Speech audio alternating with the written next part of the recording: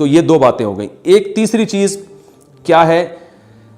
کیا قرآن اس رات میں نازل ہوا ہے اور تقدیر کے فیصلے اس رات میں ہوتے ہیں؟ دیکھیے قرآن میں دو جگہ اللہ نے اس مضمون کو بہت وضاحت سے بیان کیا. ایک سورہ دخان میں انا انزلناہ فی لیلۃ مبارکہ کہ ہم نے اس کو مبارک رات میں نازل کیا, اور اللہ نے فرمایا فیہا یفرق کل امر حکیم, اس میں حکمت والے فیصلے ہوتے ہیں اس رات میں. دوسری جگہ 30ویں پارے میں سورہ قدر میں اللہ نے فرمایا انا انزلناہ فی لیلۃ القدر, ہم نے اس قرآن کو لیلۃ القدر میں نازل کیا, اور اس میں بھی اللہ نے فرمایا تنزل الملائکۃ فیہا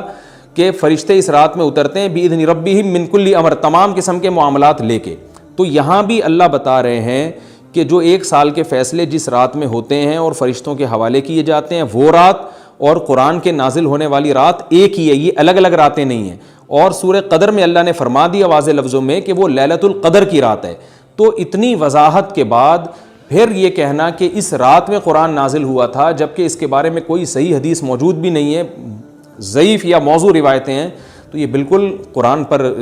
میں سمجھتا ہوں کہ یہ ٹھیک نہیں ہے, بالکل دلیل کے لحاظ سے یہ کمزور بات ہے. اگرچہ بعض علماء اس طرف گئے ہیں اور انہوں نے تعویل کی ہے, انہوں نے یہ تعویل کی ہے کہ قرآن جو ہے آسمان دنیا پہ آیا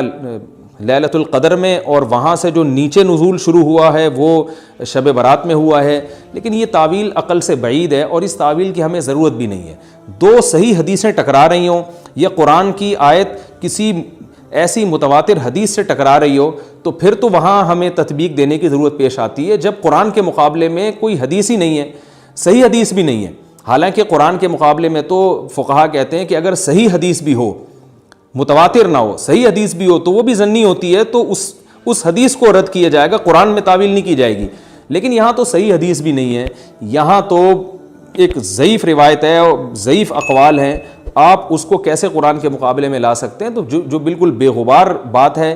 وہ یہی ہے کہ اللہ تعالیٰ نے قرآن مجید کو لیلۃ القدر میں نازل کیا جو رمضان کے آخری عشرے میں ہوتی ہے, اور اسی لیلۃ القدر میں فیصلے بھی ہوتے ہیں. اور بعض لوگ کہتے ہیں اس میں حرج کیا ہے کہ ہم 15 شعبان کو بھی فرض کر لیں اس میں قرآن نازل ہوا اور لیلۃ القدر میں بھی. بھائی اس سے لیلۃ القدر کی ویلیو کم ہوتی ہے. اللہ تو لیلۃ القدر کی ویلیو بڑھا رہے ہیں کہ یہ ایسی رات ہے جس میں 1 سال کے فیصلے بھی کر دیے جاتے ہیں اور اس میں قرآن مجید کا نزول بھی شروع ہوا. تو جس رات کو اللہ نے جو پروٹوکول دیا ہے وہی پروٹوکول اس کو دینا چاہیے, آپ اس کو کسی اور رات کو نہ دیں وہ پروٹوکول.